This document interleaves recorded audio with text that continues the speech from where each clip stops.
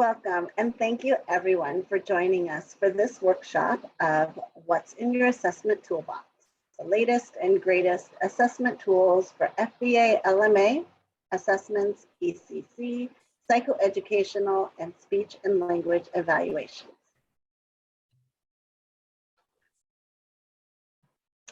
I am Stephanie Herlich, and I am a teacher of students with visual impairments and an orientation and mobility specialist. I am currently the Assessment Center Coordinator on the California School for the Blind assessment team.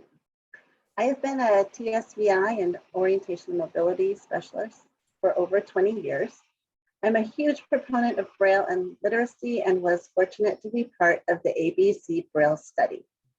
I also authored Unit 3 of the Mangled Braille program, Learning UEB Contractions, and co-authored the Getting to Know You Social Skills program available through APH.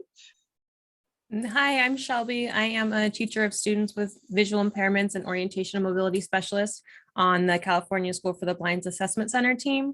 I have experience working with youth and adults in itinerant and center-based settings.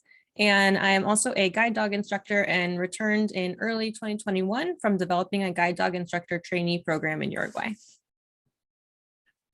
So this workshop evolved from the collaboration of the assessment team at the California School for the Blind. The assessment program at CSB is a statewide resource of professionals who have specific expertise in the education of children and young adults with visual impairments. We provide comprehensive assessments, consultation, and workshops to IEP teams throughout the state. We have provided you with a handout that contains all of the information and links to the resources we will be discussing. Feel free to open it and follow along as we go through our presentation. You will notice that the handout is much more robust than the PowerPoint slides. The handout is the published Google Doc that is accessible. We recommend saving the link as we intend to update the doc as new assessment resources become available. We have divided our document and presentation into 4 areas: FVlma's expanded core curriculum, psychoeducational assessments, and speech and language assessments. Everything we are recommending is appropriate to be used for students with visual impairments. We have 3 learning objectives. The first is to discover specific assessment tools for FVlma's, ECC, and psychoeducational evaluations and speech and language evaluations. You will know how to access the links and descriptions of the assessment tools presented, and you will learn how to select specific assessments that target the unique needs of students being assessed. I have a couple of tips to discuss before we launch into the assessment tools. First, it's important that the FVlma is done after ophthalmology or optometry exams and before other assessments to ensure appropriate accommodations are implemented. The second tip is a reminder that FVAs should focus on the educational and environmental implications of the vision loss. We rely on optometric and low vision exams to give us the medical data and numbers. I advocate that as TVIs, we remember to focus on how a student is able to access the print and digital learning environment and expectations, how a student's visual impairment affects his or her learning, behavior, independence, and social skills, and how and when a student's visual access changes in a variety of environments, such as the school, community, outside, in the home, at recess, you name it.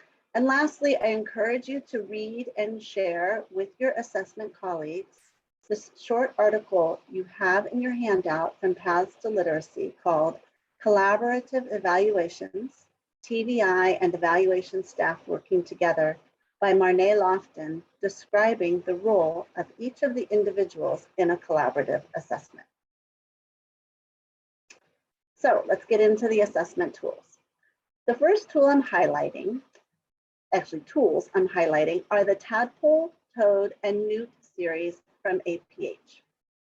One of the great things about these kits are all of the materials that you get with them, and they are available on quota. The kits are not designed to stand alone as a formal assessment, but they give you the tools you can use with other assessments, like the ones I'll be describing next. So the Tadpole Kit is designed for students ages 0 to 2, and the Toad Kit is for ages 3 to 5. Both of these together have a lot of materials that you can pull and use for your own kit, such as simple black and white design cards, flashlights with attachments, pom-poms, single color bowls, balls.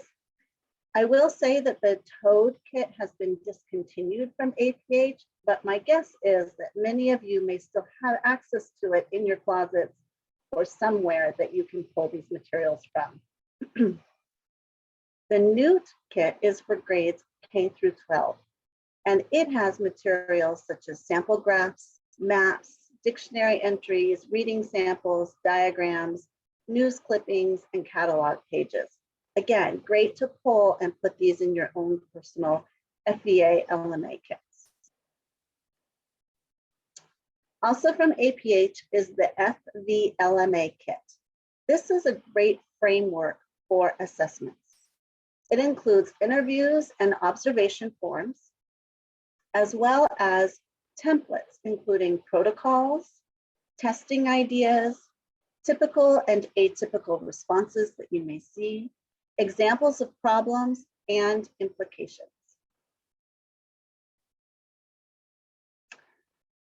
The Baraga Visual Efficiency Program provides information and materials to evaluate needs and design instruction to maximize use of a student's available vision.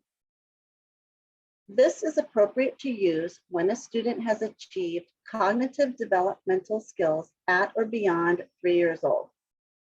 It may be appropriate for your students with CVI, and it includes a guidebook, an evaluation book, instruction book, and materials, along with a fabulous website that APH developed specifically for the Baraga Visual Efficiency Program. The website is free to log in, and then you can add each of your students, download the templates you need, and log in and save the results of your assessments so you can see what changes are happening over time.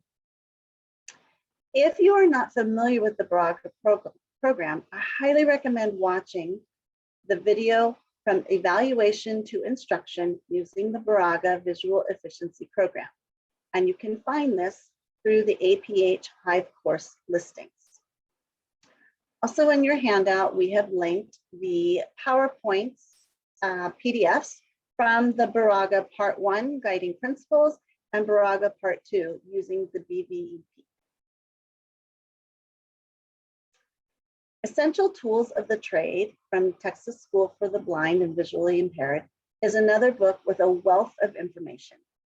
This book comes with a CD of the templates that include interview forms, templates for the FVA, LMA, and even ECC evaluations.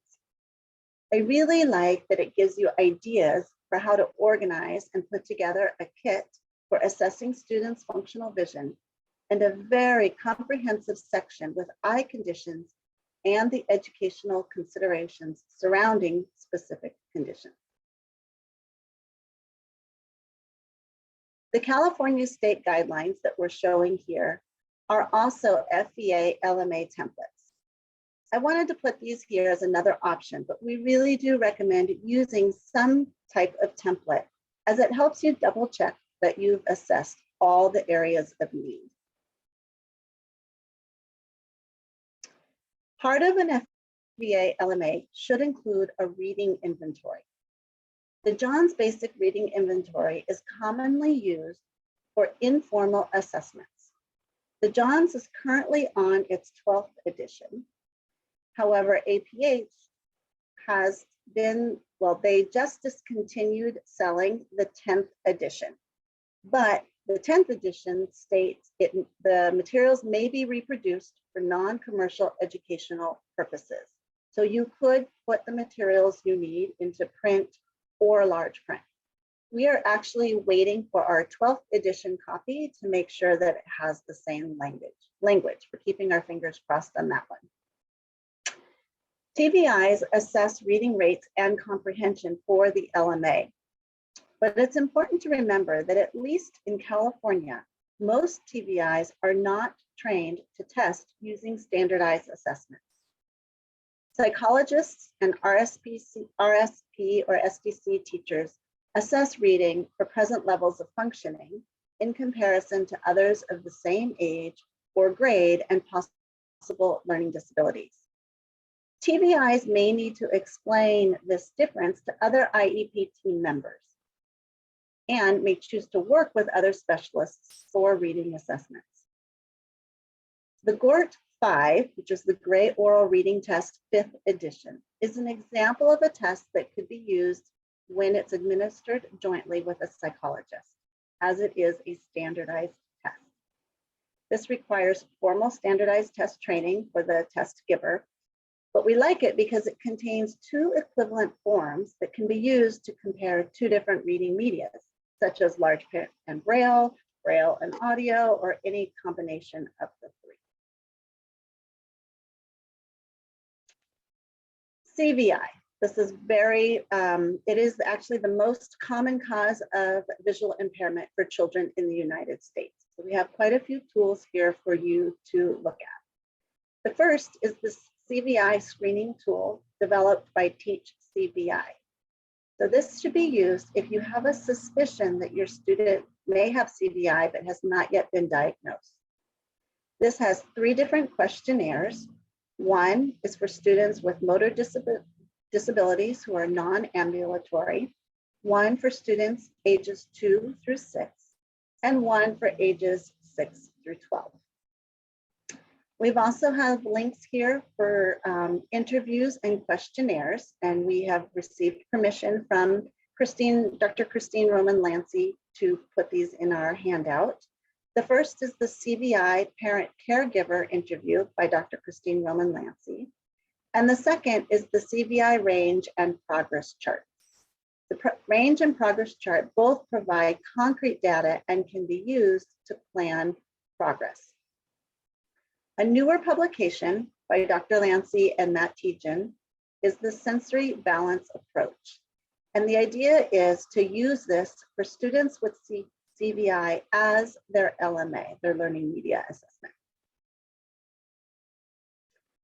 Another template that was developed by Chris Russell can be used as the FVA template specifically for students with CVI. Within the template, there are yellow highlighted portions that you personalize for your student. It includes great explanations of CVI or the reader of the report, explaining the impact of each of the 10 characteristics of CVI and prompts you to include the implications of each of the affected areas. As you know, there's a lot of information available for learning more about CVI. My colleague, May Wen, and I recently created a self-paced CVI short course using the Google Classroom format to help you begin or even refresh your CVI knowledge. The link to the CVI class is in your handout. So Shelby's going to take over and talk about the variety of expanded core curriculum assessment. Great, thanks, Stephanie. So for anyone who may be unfamiliar with the expanded core curriculum, this addresses the knowledge and skills needed by students with visual impairments due to their unique disability. So there are 9 skill areas that have been identified as requiring direct teaching to achieve mastery. I'm going to list them off. One is assistive technology, next career education, compensatory skills, independent living, orientation and mobility, recreation and leisure, sensory efficiency, and social interaction. All of the comprehensive ECC assessments that I'm going to mention are broken down by ECC areas and subskills. So the first is the ECC annual needs assessment from teachingvisuallyimpaired.com. This is a 10-page checklist that was revised in 2016, so it's current. On here, the TBI indicates when direct instruction or consultation with the IEP team members is recommended and gives an introductory statement about how to determine which is appropriate. The ECC High School Readiness Checklist from Robin Clark at the Utah School for the Blind is divided into 3 grade bands. There's preschool and kindergarten, which can also be used with students with multiple disabilities and has a separate specific section for that. 1st through 4th grades and 5th through 8th grades. And this includes, I like this one because it includes student involvement. And so there's a self-reflection going on there. In our handout, we put the link that goes directly to a Google form where you can order your own copy through the Utah School for the Blind. There's no sharing with colleagues. The Iowa ECC Needs Assessment is an online downloadable PDF.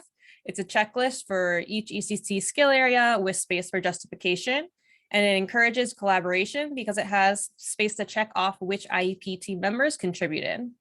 It also has broader topics than the teachingvisuallyimpaired.org checklist, and the ECC assessment protocol is there, which is a summary sheet, and there's an ECC action plan sheet for developing IEP goals and instruction.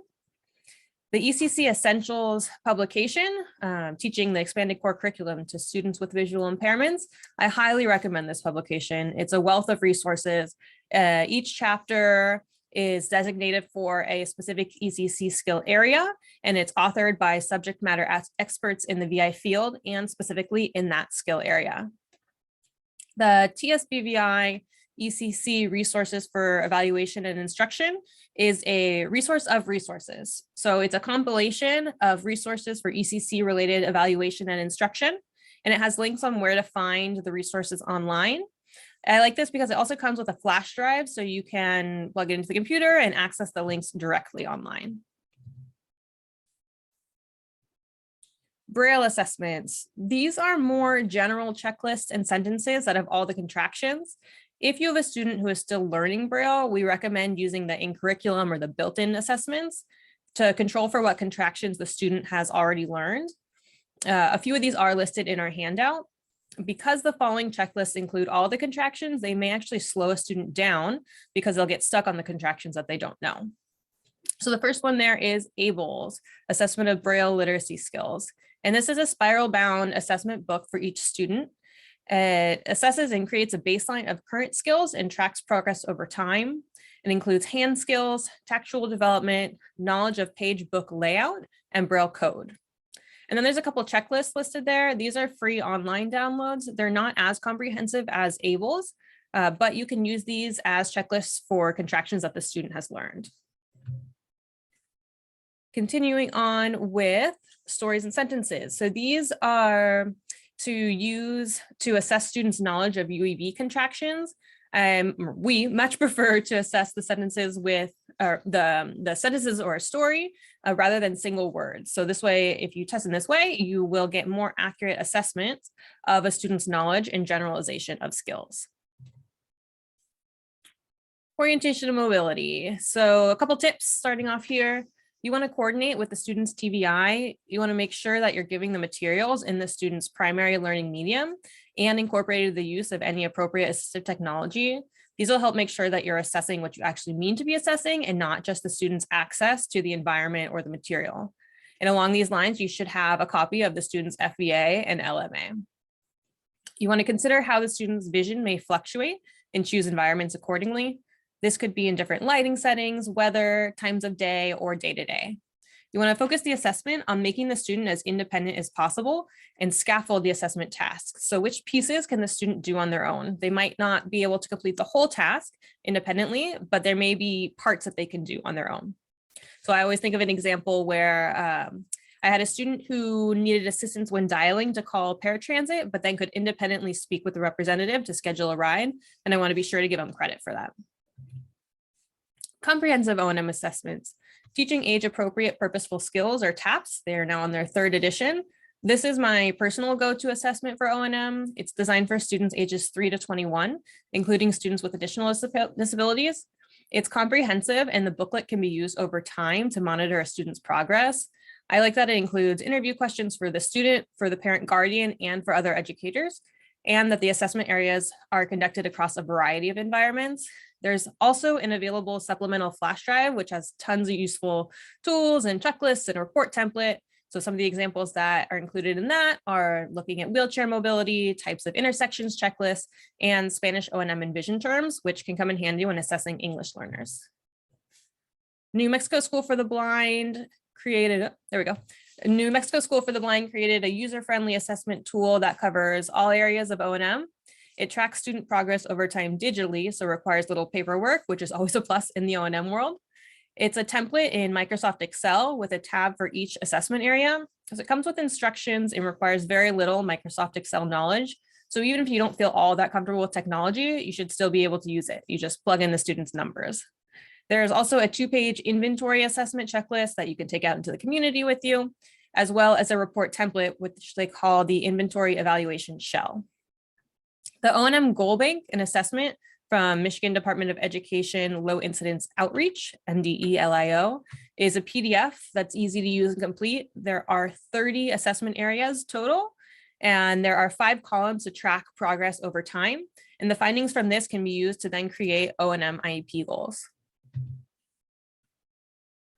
The CSB ancillary skills checklist, there's one for time, telephone, money, community basics, and shopping. I like these because they're quick and easy to use, and they've been updated within the past few years. I also like that the checklist requires some demonstration with manipulatives, such as counting and folding money and the use of a cell phone.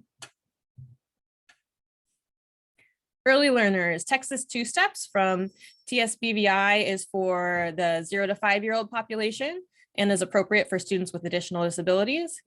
Tanny Anthony also has a couple of good ones out there. One is for students 0 to 6, the inventory of purposeful movement behaviors, and another is for birth through 3. The assessment and evaluation scheme Early Skills, my mobility and independence specialist in education, is a really cute little booklet that helps develop a profile of a learner. And then this can then be shared with the student and the team. The Insight Developmental Checklist is specific for young learners with multiple sensory impairments. While these are O&M assessment tools, since the learners are so young, they tend to focus on how the learner is developing, such as gross motor, fine motor, spatial relationships, use of sensory information, and can be play or observation based. Other O&M tools. For concept development, I like the Hills Performance Test of Selected Positional Concepts. This is designed for 6 to 10-year-olds and assesses basic spatial concepts such as back, left, right, front. Students also demonstrate their positional concept knowledge by actually doing tasks. The Tactile Graphics Image Library by APH is a good online resource for acquiring tactile maps, graphs, diagrams, and images. And you can use the images to assess the students' tactile map skills and community concepts such as signs. It's nice that there are options for how you can present the images to the student. So you could emboss them or you can run them through the POF machine. And yes, this could be used for a variety of assessment areas, but put it here in O&M. Assistive technology. AT is interesting because it's so important for our students today, yet there's not a ton of assessment tools out there. And because technology is constantly changing, it's hard to keep the assessments current. In terms of AT templates and checklists, the Assistive Technology Assessment and Sample AT report are both found on teachingvisuallyimpaired.com. The assessment covers accessing print, producing print, computer access, and calculator use, and the sample report is organized in the same way. The Access Technology Evaluation Checklist and Needs Assessment are from the Access Technology for Blind and Low Vision Accessibility publication. The checklist is very thorough and current. It was developed in 2019. One thing to note is that the TVI doesn't need to use the whole thing. You can choose and decide which parts are relevant for each student. And the needs assessment template is a good reference to make sure you're asking the right questions. AT decision guides. These are available for iPad, computer access, computer software, electronic Braille devices, and video magnifiers. They're fairly broad and short documents. As a TVI, we often know what the student needs, but a lot of the time a district requires justification to purchase a device. So these documents can provide good evidence for supporting the student's need and justification for purchase. Scope and sequence, Maryland School for the Blind's instructional technology scope and sequence, which was updated in 2018. It's a very comprehensive skills inventory. It lists the suggested grade in which a student should acquire each skill, K through 12. And it's designed mostly for when a student is using a PC with Windows and Microsoft Office, although it also has some iPad skills. Keyboarding assessments. Typio, the accessible typing tutor, looks at words per minute typed and accuracy. It has detailed reports available. Typer Online from APH was updated in 2020. Typability has built-in assessment, and it's a good introduction to using and typing with JAWS. Typing Club is another. Doorway text type, good to note that it has one-handed mode. And one thing to note, all of these are not necessarily assessments per se. They're keyboarding programs that also assess where a student is, so it looks at their present level, and then continues instruction from there. So they include assessment by determining the student's current baseline by looking at their present keyboarding level. And then you can use these measurements to track progress over time. Publication. So part 2 of the Access Technology for Blind and Low Vision Accessibility is all about assessment and the AT assessment process. I referenced a couple assessment tools from this book earlier, the checklist and the needs assessment template. This book presents an inquiry-based approach for identifying student AT needs and looks at how to empower the student when it comes to finding the right tools for their needs. Other AT assessment resources include the Assistive Technology Guidelines from MDELIO, and TVIs can use these guidelines to develop IEP goals, develop lesson plans, and track technology instruction progress. The Helen Keller National Center Technology Assessment video series is a neat 5-part instructional video series about AT assessments and training for individuals who are deafblind, and it includes an assessment kit checklist, assessment template, and a sample report. Independent living skills. MDLIO has an ILS resources, and this is an excellent one. I like this a lot. There's checklists that include 17 ILS assessment areas that allow you to measure a student's progress over time. So it's designed to be completed at the end of each school year, and there are also guides by grade, so what the student should have learned before and what new skills should be introduced. These are assessment. So the ones I'm talking about are just the assessment related resources on the site, but the website overall has a ton of other fabulous instructional tools and modules, and I highly recommend that you check it out. The Functional Skills Assessment from APH is a tool for evaluating daily living skills for students of all levels, K through 12, including students with additional disabilities. It's divided into 4 modules: clothing management, food management, home management, and self-management. Each module has its own booklet, a corresponding teacher's guide, and a set of scoring forms. And a special note that these are also available in Braille, so teachers who are Braille readers can use them. CSB ILS Home Skills Questionnaire is available in both English and Spanish, and it covers 7 skill areas: eating, food preparation, self-care, dressing, car, O&M, recreation, and leisure. You can give this to the home caregiver to fill out beforehand, or you can complete it as an interview. Career education. Project Aspiro, I like this one a lot. They have the career education competencies checklist. It's broken down by skills students should have by preschool, elementary, middle school, and high school. There are also transition competencies checklists. There are versions for the student, for the parent, and for a TVI. So it's neat to be able to compare the responses among the 3 checklists and see, does the student see themselves similarly to how their teacher and parents do? Continuing with career education, the Transition Assessment and Goal Generator tag from the University of Oklahoma is an online transition assessment for middle and high school students with disabilities, for their families, and for professionals. It provides information that links directly to the student's IEP. ONET Career Exploration Tools and Free Reading Vocational Interest look more at helping a student determine an appropriate career through assessing the student's interests and abilities. With the Reading Free, this one uses pictures, so the student selects which of 3 pictures is most interesting to them. Because of that, it can only be used with students with low vision, but it's nice because there's no reading or verbal communication required. If you do use this one, I encourage you to collaborate with your school psychologist for interpreting the norms or statistics. Social interaction. Chapter 9 from the publication Teaching Social Skills to Students with Visual Impairments is all about assessment. It includes best practices, typical development by school age, and checklists. This book has the year 2000 version of the social skills assessment tool for children with VI. In our handout, though, we included the link to the 2006 revised version, a PDF of this assessment tool, because it's more current, and it can also be found in the ECC Essentials book. Self-determination. Self-determination may not be an ECC area that we typically think to assess or focus on in great lengths, but there are assessment tools made specifically for students with IEPs, although not necessarily specific for VI. ChoiceMaker is one of these. It can be used with middle and high school students. It looks at self-determination skills and opportunities at school to use these skills through IEP and IEP goals. American Institutes for Research, the AIR. This is similar to ChoiceMaker in that it looks at students' level of self-determination and opportunities to use these skills. The AIR self-determination scale produces a profile of the student's level of self-determination and identifies specific educational goals that can be incorporated into the student's IEP. And the ARC self-determination scale is older. It's from 1995, but it's tried and true. Now I move into the other category. These are tools that are useful to have when planning or conducting an assessment or evaluating results, but are not actually assessments themselves.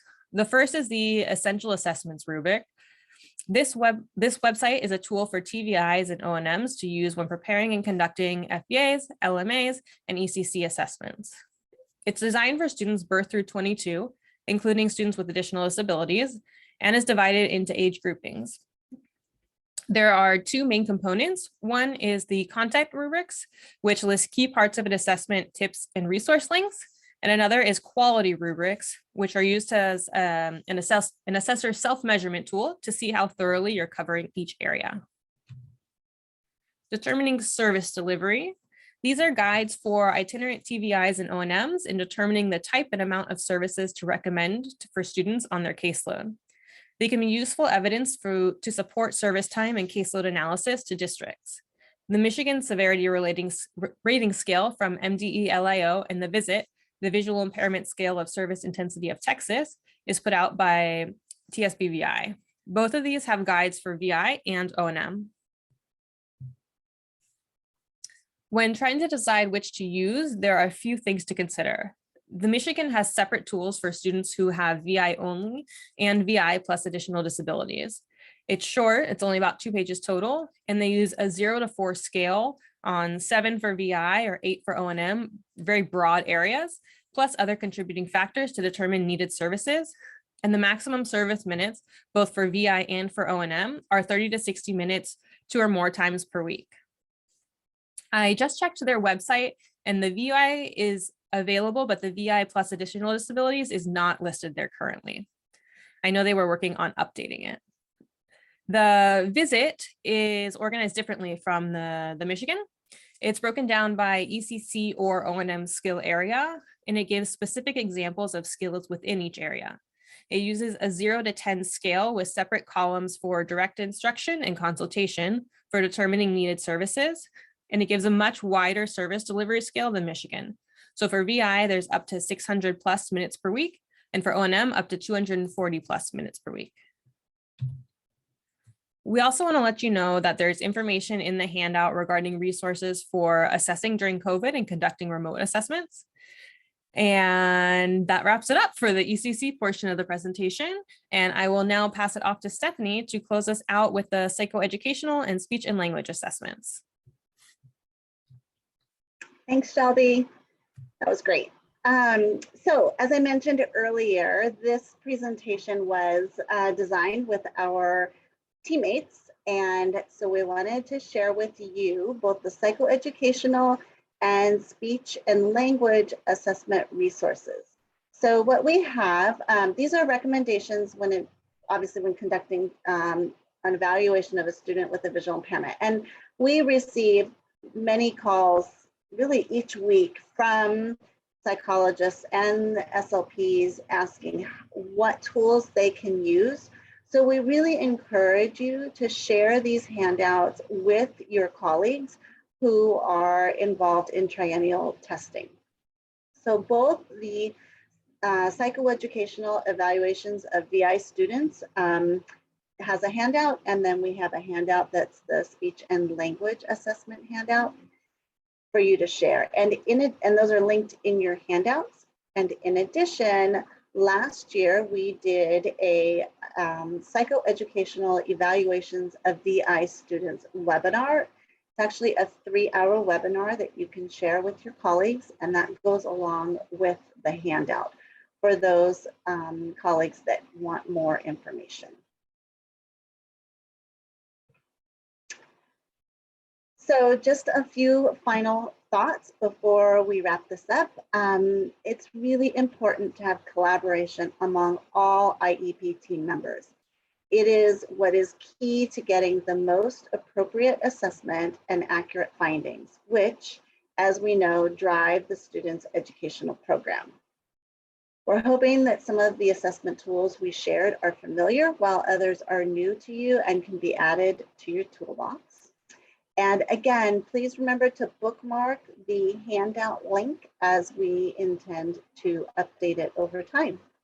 So thank you for letting us share all this information with you, and we wish you luck in your assessments. Thank you.